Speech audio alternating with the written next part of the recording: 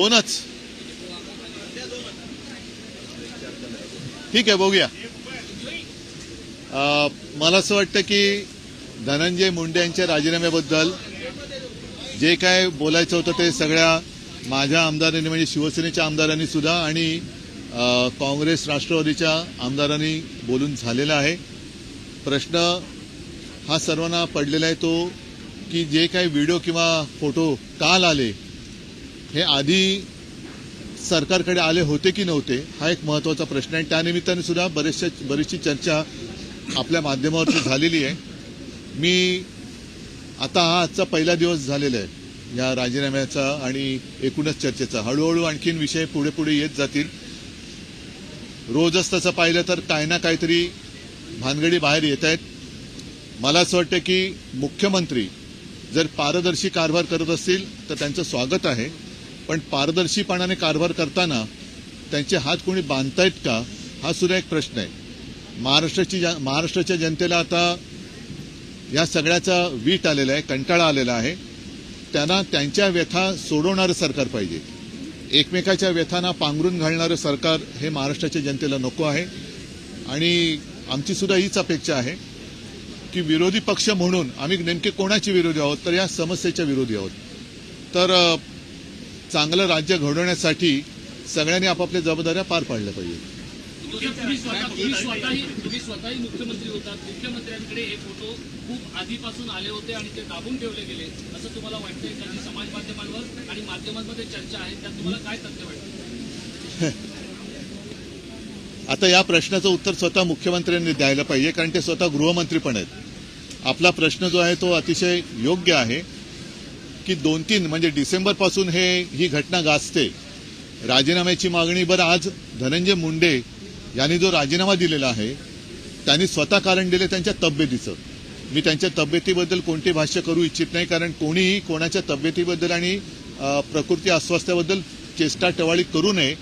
जशी त्यांनी म्हणजे आमच्यातले जे कोणी गेले त्यांनी माझ्या प्रकृतीबद्दल केली होती, पण मी एक संस्कार पाळणार आहे म्हणून मी कोणाच्याही तब्येतीबद्दल किंवा प्रकृती अस्वास्थ्याबद्दल अजिबात चेष्टा करणार नाही. मात्र नेमकं खरं कारण काय? कारण धनंजय मुंडे यांनी सांगितलं की त्यांना त्यांच्या प्रकृती अस्वास्थ्यामुळे त्यांनी राजीनामा दिलाय. त्याच वेळेला अजितदादा असं म्हणाले की त्यांनी नैतिकतेच्या आधारावरती दिलेला आहे. तर नेमकं कारण काय?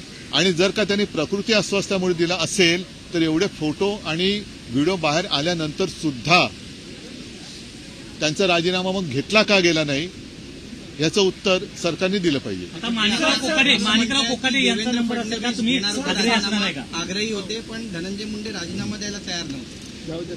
आता मला असं वाटतं तो राजीनामा झालाय. फक्त राजीनामा नेमका काय कारणाने दिला गेलेला आहे ह्याचंही उत्तर आलं पाहिजे. आणि आता तुम्ही जो प्रश्न विचारला की ह्या सगळ्या गोष्टी नेमक्या अधिवेशन काळामध्येच बाहेर कशा आल्या आणि 2-1 महिने जर त्या होत्या तर बाहेर का आल्या नव्हत्या, आणि जर बाहेर आलेल्या होत्या किंवा यांच्यापर्यंत पोहोचल्या असतील तर त्याच वेळेला यांचा राजीनामा का घेतला गेला नाही हे या अनुषंगाने निर्माण झालेले प्रश्न आहेत.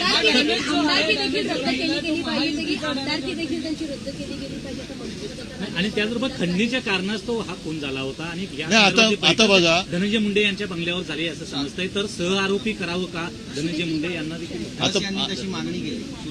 म्हणूनच मी काय म्हटलं की 2-1 महिने या सरकारने तशी कोणती हालचाल केलेली नव्हती हे आश्चर्यकारक आहे. आणि आता जी काय मागणी होते मग ती जनता आज तिकडे मराठवाड्यामध्ये उत्स्फूर्तपणाने काही ठिकाणी बंद होत आहेत. तर जनतेची जी जनप्रक्षोभ आहे तो होऊ द्यायचा नसेल तर जनतेच्या भावनेचा आदर केला गेला पाहिजे. आणि नुसता राजीनामा नाही आणि केवळ एकाचाच नाही तर बाकी सुद्धा ज्या काही गोष्टी आता कानावर येत आहेत आणि घडतात आणि तुमच्याच माध्यमातून जनतेसमोर येत आहेत, सरकारने त्याही बाबतीमध्ये हालचाल केली पाहिजे. कारण आता हे सरकार खूप मजबूत आहे. आताच वेळ आहे की महाराष्ट्रातनं ही गुंडागर्दी आणि भ्रष्टाचार मुक्त महाराष्ट्र करायचा असेल तर हीच वेळ आहे. नाहीतर मग आता लाडक्या बहिणीसारखी लाडका गुंड अशी योजना सरकारने आणली. सरकारपेक्षा महाराष्ट्र बदनाम होतोय. बरं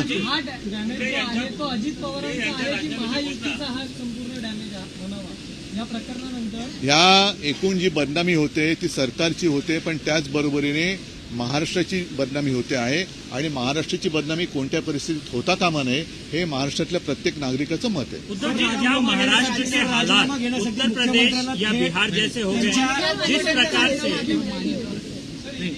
नाही माणिक बरं ठीक आहे. नाही आज पक्षाच्या वतीने विरोधी पक्षनेत्यासाठी अध्यक्षांकडे भास्कर जाधव यांची नावाची शिफारस करण्यात आलेली आहे.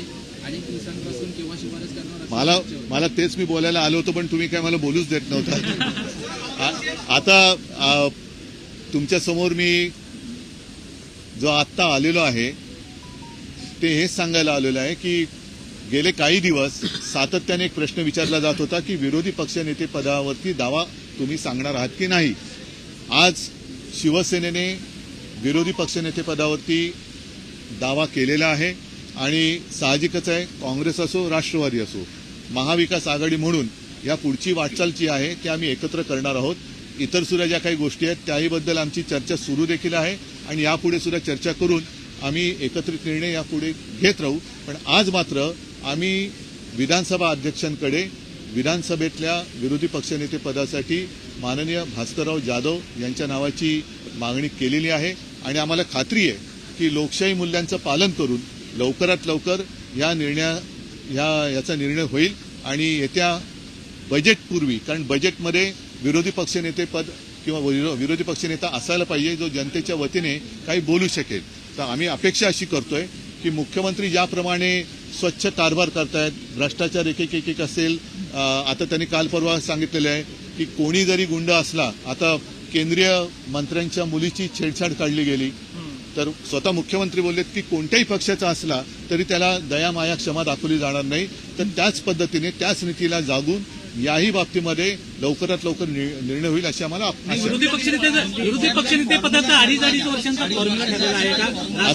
नाही असा फॉर्म्युला वगैरे काही नाहीये आणि म्हणून मी म्हटलं की आम्ही एकत्रितपणाने पुढे जातो आहोत. बऱ्याच गोष्टी आहेत, जसं काही निवडणुका असतील काही असतील तर पुढे बघू नका. पण विधान परिषदेमध्ये काँग्रेस आग्रही आहे विरोधी पक्षासाठी. मागणी होती विरोधी पक्ष नेते पदासाठी आणि असं म्हटलं जात होतं की भाजपलाही ते नाव चालणार होतं. नेमकं काय घडलं की त्याच्यामुळे त्यांना बॅकसीटवर बसवलं? भाजपला आधी त्याचं नाव चालणार होतं, आधी मला कळलं असतं बरं झालं असतं. म्हणजे घराणेशाहीला त्यांचा विरोध नाही हे मला कळलं असतं तर बरं झालं असतं. सर, हिंदी में बता दीजिए, जिस प्रकार से महाराष्ट्र में धनंजय मुंडे का मामला आया, संतोष देशमुख का मामला आया, क्या महाराष्ट्र के हालात उत्तर प्रदेश या बिहार जैसे हो रहे हैं? एक जमाना जरूर था, कुछ भी अगर गलत होता तो बिहार और उत्तर प्रदेश का नाम लिया जाता था, लेकिन अब दोनों जगह पर या तीनों जगह पर बीजेपी शासित गवर्नमेंट है. किसके साथ किसकी बराबरी करे? और माना तो यही जाता है कि बिहार की हालत अब काफी सुधर गई है. यूपी में तो बुलडोजर राज चल रहा है, तो बदनाम महाराष्ट्र हो रहा है. और ये जो संस्कृति है और जिस तरीके से घटनाएं घट रही है तो घट रही है मतलब कोणाला वाटेल की घटतात की काय, म्हणजे घडतायत तो हो रही है. तो ये कभी महाराष्ट्र ने नहीं देखा था. जिस प्रकार से धनंजय मुंडे का इस्तीफा अनाउंस, कारण क्या है? क्योंकि मुंडे जी, धनंजय तो बोल रहे कि उनकी प्रकृति तबीयत ठीक नहीं इसलिए उन्होंने इस्तीफा दिया. अजित पवार बोल रहे कि नहीं नैतिकता का कारण है. तो असलियत क्या है? लेकिन सर जिस तरीके से टाइमिंग, हाँ बोलिए.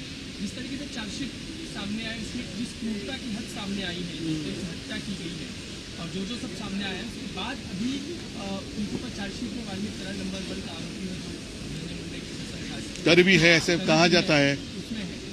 तो वक्त लिया गया, ये सारी चीजें तो पहले ही सरकार तक पहुंची हुई. खुद भी मुख्यमंत्री रहे. यही एक सवाल है कि जिस तरीके के सब फोटो और वीडियो कल आ गए बाहर, तो क्या होम डिपार्टमेंट के पास ये जानकारी पहले नहीं आई थी? अगर आई होगी तो क्यों इतने दिन लगाए? और नहीं आई होगी तो क्या अपने होम डिपार्टमेंट की जो सिस्टम है तो वो तो नाकामयाबी उनकी है, नाकामयाबी फिर होम डिपार्टमेंट की है. तो ये सारे बातों का उत्तर गवर्नमेंट को देना होगा. औरंगजेब को लेकर के काफी विवाद हो रहा है. कल अबू आजमी ने बयान दिया कि औरंगजेब जो है वो, उसके ऊपर काफी बहस हुई है और हम तो यही मानते हैं और यही चाहते हैं कि जो भी हमारे जो हम जिसको देवता मानते हैं, छत्रपति शिवाजी महाराज, छत्रपति संभाजी महाराज, उनके बारे में कोई भी कुछ भी गलत कहे तो उनको शासन होना चाहिए, उनको माफ नहीं करना चाहिए। एक अहम सवाल है, निलंबनाची मागणी केली आहे. आप हर रोज नहीं बात करते हिंदी में, तो एक सवाल मैं जरूर लूंगा कि कई बार ऐसी चर्चाएं होती हैं, कई बार शिंदे गुट की तरफ से ये कहा जाता है कि आपके विधायक और एमपी जो है उनके संपर्क में है। रिसेंटली आपने एक बैठक भी की थी, तो क्या मातोश्री में एक बैठक की थी अपने तो मेरे अपनी घर की बैठक है, वो सारे विधायक तो अभी मेरे साथ ही है। तो क्या इसको लेकर के कितने विधायक जो है, क्या कोई जाने की संभावना है? क्या है? रिपब्लिक